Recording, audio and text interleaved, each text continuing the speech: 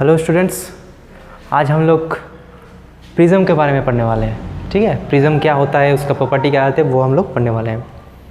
तो रिफ्रैक्शन जो होता है, रिफ्रैक्शन जो फेनोमेना है, उसके ऊपर कई सारा इंस्ट्रूमेंट बनता है। जैसे कि रिफ्लेक्शन के ऊपर क्या बना है, मिरर बना है। रिफ्रैक्शन के ऊपर क्या बना है, लेंस बना है। लेंस जो होता है किसके ऊपर काम करता है, रिफ्रैक्शन के ऊपर। तो यहाँ पे और एक इंस्ट्रूमेंट है जिसका नाम है प्रिज्म, जो रिफ्रैक्शन के ऊपर काम करता है। तो प्रिज्म, इसका जो स्ट्रक्चर होता है उसको थोड़ा सा मतलब रियल लाइफ में देखने से तभी वो क्लियर हो पाएगा, लेकिन मैं कोशिश कर रहा हूँ कि जितना क्लियर किया जा सकता है। अब देखो, ये जो है एक्चुअली क्या होता है, दो सरफेस होता है, ऐसा दो सरफेस होता है, दो सरफेस ऐसे इंक्लाइन होता है। यहाँ पे बीच में एक सरफेस होता है, यहाँ पे एक सरफेस, यहाँ पे एक सरफेस, ऐसे होता है। टोटल 5 सरफेस होता है, 2 सरफेस, 3, 4 और नीचे एक 5 सरफेस होता है। लैब में जब देखोगे तो वो और क्लियर हो जाएगा। तो हम लोग क्या कर रहे हैं, हम लोग इसको इधर से देख रहे हैं, इधर से देख रहे हैं, मतलब हम लोग को सिर्फ एक क्रॉस सेक्शन दिखाई दे रहा है। तो क्रॉस सेक्शंस, तो इसका क्या होता है, 2 रिफ्लेक्टिंग सरफेस होता है, वो पीछे वाला सरफेस, ये वाला सरफेस। इसमें ऐसा जो होता है ना, ऐसा, तो ये इसके अंदर लाइट जाता है और इससे बाहर निकलता है, वो रिफ्रैक्शन सरफेस है। बाकी सब रफ सरफेस है, उसमें रिफ्रैक्शन नहीं होता। और ये तो बेस है, उसके ऊपर रखा हुआ है। समझ में आ गया? तो एक क्रॉस सेक्शन हम लोग देख रहे हैं, ये रिफ्रैक्टिंग सरफेस है, ये रिफ्लेक्टिंग सरफेस है। ठीक है, यहाँ पे एज वाला जो एंगल है, यहाँ पे इस पिक्चर में कौन सा एंगल, ए एंगल, इसका नाम क्या है, इसका सिंबल है ए। इसको कुछ नाम दे देते हैं। This is known as angle of prism. इसका नाम क्या है, angle of prism, angle of prism. अलग अलग प्रिज्म के लिए इसका एंगल अलग अलग होगा। कोई प्रिज्म ऐसा है तो उसका 30 डिग्री होगा, ऐसा होगा। अलग अलग प्रिज्म का अलग अलग हो सकता है। अब देखो इसमें काम कैसा किया जा सकता है। लाइट जो होता है वो एक सरफेस में गिरेगा। ठीक है, मान लेते हैं कि यहाँ पे एक लाइट गिर रहा है, ऐसे यहाँ पे एक लाइट आके यहाँ पे गिरा। समझ में आ गया? तो यहाँ पे लाइट गिरा, तो यहाँ पे क्या है, ये तो ग्लास है, ग्लास मीडियम है, इसका रिफ्रैक्टिव इंडेक्स ज़्यादा है। तो क्या हो रहा है, एयर मीडियम से ग्लास मीडियम में जा रहा है, मतलब वो क्या होगा, रेयर से डेंसर जा रहा है। तो वो क्या होगा, नॉर्मल के ओर भागेगा या फिर दूर भागेगा, नॉर्मल के ओर शिफ्ट हो जाएगा। ये हम लोग को मालूम है रिफ्लेक्शन के।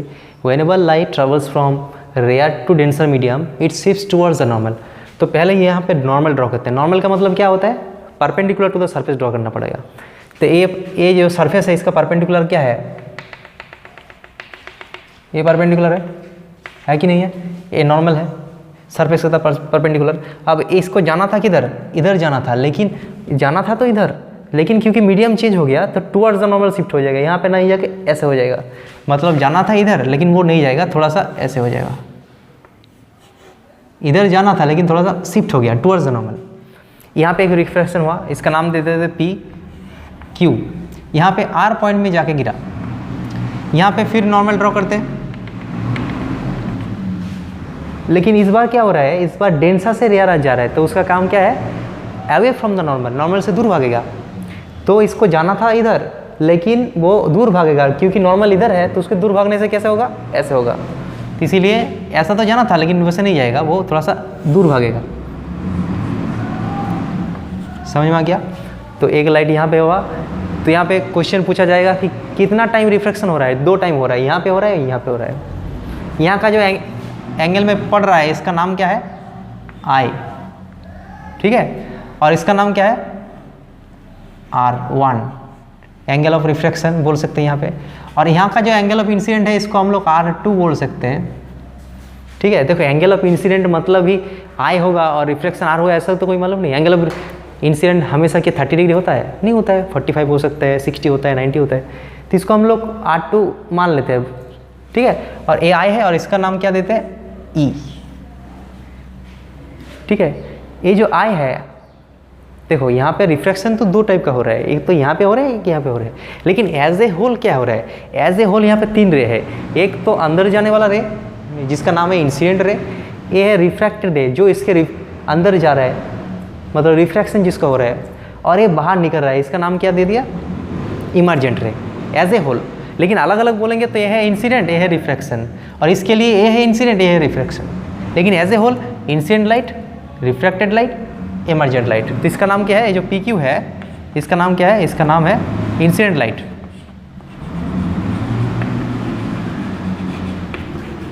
और इंसिडेंट रे भी बोल सकते हो, ठीक है। पी क्यू हो गया, उसके बाद क्या है क्यू आर। क्यू आर मतलब क्या है, रिफ्रैक्टेड लाइट,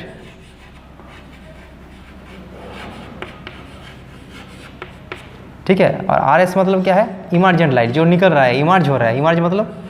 इमर्जेंट मतलब बाहर निकल रहा है, इमर्जेंट लाइट, ठीक है। आई का मतलब क्या है, आई मतलब एंगल ऑफ इंसिडेंस, ठीक है। ई मतलब angle of emergent, angle of emergent, ठीक है। और R1 R2 इंटरनल एंगल है, जो कि यहाँ का एंगल ऑफ रिफ्रैक्शन है और यहाँ का एंगल ऑफ इंसिडेंट है। ये एंगल ऑफ प्रिज्म है, ठीक है। अब देखो यहाँ पे क्या होता है उसको देखना जरूरी है, अच्छे से समझना। अगर प्रिज्म नहीं होता तो ये लाइट किधर जाता, ये क्वेश्चन है, इसको पूछना चाहिए कि अगर प्रिज्म नहीं होता तो लाइट किधर जाता। अगर प्रिज्म नहीं होता तो लाइट किधर जाता, सीधा जाता कि नहीं जाता। लेकिन प्रिज्म के होने के वजह से वो डेविएशन हो गया, कितना हुआ, वो जाना था इधर लेकिन अब जा रहा है इधर। इसको देखो, जो इधर जाना था और जो निकल रहा है वो इधर जाना था, मतलब दोनों का बीच क्या है, अलग अलग डायरेक्शन में हो रहा है। जाना था इसको इधर लेकिन जा रहा है इधर, दोनों का बीच में एंगल कितना, जिधर जाना था और जिधर जा रहा है दोनों का बीच में जो एंगल है इसका नाम है डेल्टा। डेल्टा का मतलब क्या होता है, डेल्टा मतलब एंगल ऑफ डेविएशंस। क्या है, एंगल ऑफ डेविएशन। रिफ्लेक्शन और रिफ्रैक्शन में हम लोग एंगल ऑफ डेविएशन पढ़े थे। एंगल ऑफ डेविएशन मतलब, डेविएट मतलब क्या है, डेविएट मतलब ओरिजिनल जो पाथ है उससे अलग पाथ हो गया, मतलब उसका ओरिजिनल पाथ फॉलो नहीं कर रहा है, मतलब उसको जाना था तो इधर लेकिन प्रिज्म के वजह से इधर जा रहा है, तो दोनों का बीच में एंगल कितना है, इतना। अगर ये 30 होगा मतलब हम बोल सकते हैं कि प्रिज्म के वजह से रे का 30 डिग्री डेविएशन हो गया, मतलब जिधर जाना था उससे 30 डिग्री अलग डायरेक्शन में जा रहा है, ठीक है। इसका नाम क्या है, एंगल ऑफ डेविएशंस। समझ में आ गया। तो इसी में क्या होगा, ये जो डायग्राम है इसको अच्छे से बनाना होगा और इस हर एक कंपोनेंट को लिखना है, कौन क्या है, कौन एंगल ऑफ इंसिडेंट है, कौन एंगल ऑफ रिफ्लेक्शन है, incident light, reflected light and emergent light कौन क्या है, एंगल ऑफ प्रिज्म क्या है, ये सब कुछ चीज़ लिखना है, ठीक है। उसके बाद हम लोग क्या करेंगे, डिस्पर्सन के बारे में डिस्कस करेंगे। अब देखो ये जो प्रिज्म है, हम लोग एक्सपेरिमेंट करके देख सकते हैं कि एक प्रिज्म में अगर हम लोग रोशनी डालेंगे तो उसमें क्या हो जाएगा, ऑपोजिट साइड में कई सारा रोशनी हमको मिलेगा, violet, indigo, blue, green, yellow, orange, red, मतलब वो स्प्लिट हो जाएगा, टोटल 7 कलर मिलेगा। तो ये क्यों होता है, मतलब जो वाइट लाइट होता है ना, वाइट लाइट के अंदर 7 लाइट मिला के वाइट लाइट बनता है। वो हम लोगों को पहले पता नहीं था, ये प्रिज्म के बारे में पता चला, उसके बाद पता चला। प्रिज्म में जब हम लाइट डाल रहे हैं, उसके अंदर इंसिडेंट कर रहे हैं, तो जब वो बाहर निकल रहा है तो वो 7 कलर में स्प्लिट हो जा रहा है, ठीक है। तो वहाँ पे क्या होता है, जो इसके अंदर जो लाइट है वो अलग अलग वेवलेंथ का है, मतलब उसका लाइट का वेवलेंथ अलग अलग है, रेड का अलग है, हर एक लाइट का अलग अलग वेवलेंथ होता है। एक लाइट का हम लोग कैसे पहचान करते हैं, उसका वेवलेंथ से, ठीक है। कलर है तो हर एक कलर का अलग अलग वेवलेंथ होता है, तो हर एक कलर का अलग अलग रिफ्रैक्टिव इंडेक्स भी होता है, तो इसीलिए क्या होगा, सब अलग अलग डेविएशन होगा, हर एक चीज़ का रिफ्रैक्शन अलग अलग होगा।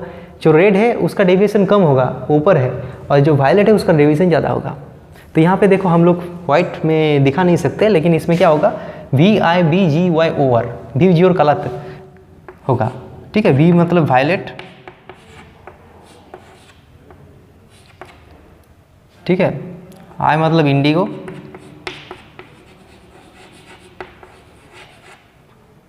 B मतलब ब्लू, G मतलब ग्रीन, Y मतलब येलो, ठीक है। O मतलब ऑरेंज, R मतलब रेड। तो इस 7 कलर में वाइट लाइट क्या हो जाएगा, डिवाइड हो जाएगा। लेकिन हम लोग रियल लाइफ में क्या होता है, हर एक कलर अलग अलग से नहीं दिखता है क्योंकि वो सब मिक्स अप रहता है, लेकिन पता चलता है कि अलग अलग कलर है। ठीक है, तो प्रिज्म में जब लाइट गिरता है तो जब बाहर निकलता है तो हर एक कलर अलग अलग डेविएशन होता है, इसीलिए वो क्या होता है, फैल जाता है। तो ये जो प्रिज्म के अंदर वाइट लाइट गिरा और उसके बाद अलग अलग कलर में जो स्प्लिट हो गया, ये जो फिनोमेना है इसको हम लोग क्या कहते हैं, डिस्पर्सन बोलते हैं। What is dispersion? The phenomena of splitting of white light into its different color after passing through the prism is known as the dispersions. Okay, तो इसको हम लोग लिख सकते हैं, the phenomena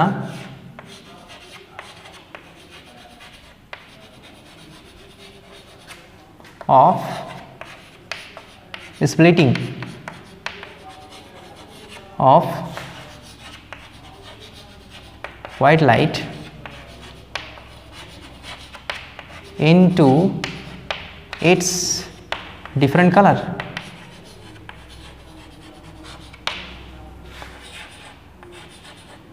different colors after passing through prism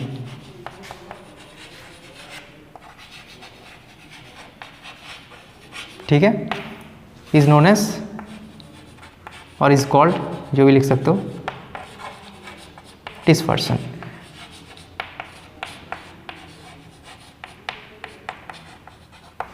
ठीक है, white light जब प्रिज्म से पास करता है तो वो क्या होता है, हर एक कलर में उसका जितना भी कलर है उसमें स्प्लिट हो जाता है।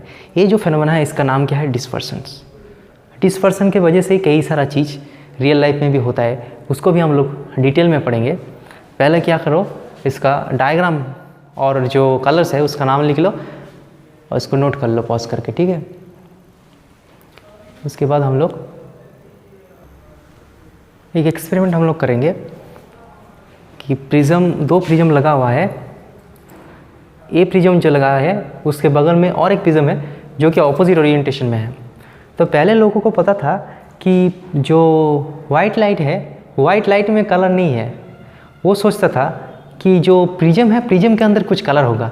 तो क्या होता है, जैसे कि रियल लाइफ में क्या होता है, अगर यहाँ पे एक कलरिंग ग्लास है तो अगर हम लोग इसको वाइट लाइट यहाँ पे पास करेंगे तो यहाँ पे क्या दिखेगा, कलरिंग दिखता है कि नहीं दिखता है। ठीक है, तो वहाँ पे वो लोग समझता कि प्रिज्म के अंदर कुछ कलर है, तो वाइट लाइट को हम लोग उसके अंदर डाले तो उसमें जो अलग अलग कलर निकल रहा है, मतलब प्रिज्म के अंदर कुछ कलर है। बाद में वो देखा कि एक काम करते हैं, एक ऑपोजिट प्रिज्म लगाते। तो एक ऑपोजिट प्रिज्म जब लगाए तो यहाँ पे वाइट लाइट है, क्या है, वाइट लाइट। यहाँ पे तो स्प्लिट होगा, लेकिन यहाँ पे क्या मिल रहा है, यहाँ पे भी वाइट लाइट मिल रहा है। तो अगर हम लोग दो प्रिज्म को कॉम्बिनेशन कर देंगे तो वाइट लाइट अंदर जा रहा है, वाइट लाइट निकल रहा है। इससे क्या पता चलता है, इससे पता चलता है कि जो वाइट लाइट स्प्लिट हो गया था उसको अगर वापस हम ऑपोजिट साइड में एक प्रिज्म के ऊपर डालेंगे तो वो फिर कॉम्बाइन होकर वाइट लाइट होकर निकल जाएगा। मतलब प्रिज्म के अंदर कोई कलर नहीं है, वो वाइट लाइट के अंदर ही कलर है। वाइट लाइट क्या है, एक मोनोक्रोमेटिक लाइट है, मतलब उसके अंदर कई सारा कलर है, कई सारा कलर मिला के वाइट लाइट बना है। ठीक है, तो इसको लिख सकते हो, जो वाइट लाइट होता है is a polychromatic light, not monochromatic, sorry, polychromatic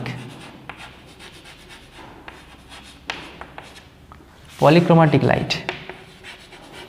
polychromatic light means poly मतलब अनेक। ठीक है, तो पॉलीक्रोमेटिक लाइट का मतलब है consist of several wavelength, multiple wavelength.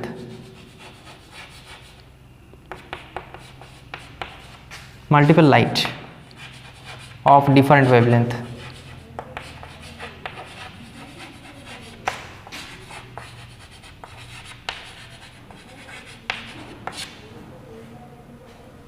समझ में आया? मतलब वाइट लाइट एक पॉलीक्रोमेटिक लाइट है, इसका मतलब है जो लाइट में कई सारा वेवलेंथ है, मतलब कई सारा लाइट मिला के जो लाइट बनता है उसका नाम है पॉलीक्रोमेटिक लाइट।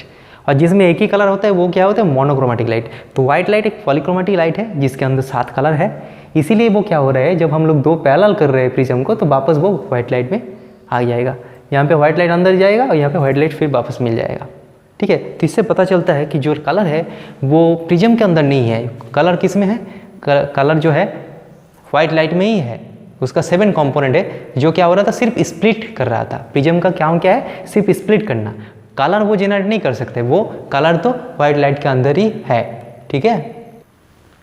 अच्छा, ये जो प्रिज्म है ना, प्रिज्म का एक रियल लाइफ में क्या एग्जांपल है, तो इसका एग्जांपल है रेनबो। रेनबो तो हम लोग को पता ही है कि जब बारिश के वक्त क्या होता है, जिधर सन होता है उसका सिर्फ ऑपोजिट साइड में क्या होता है, सातों कलर ऐसा होता है, ऐसा सातों कलर मिला के एक रेनबो बनता है।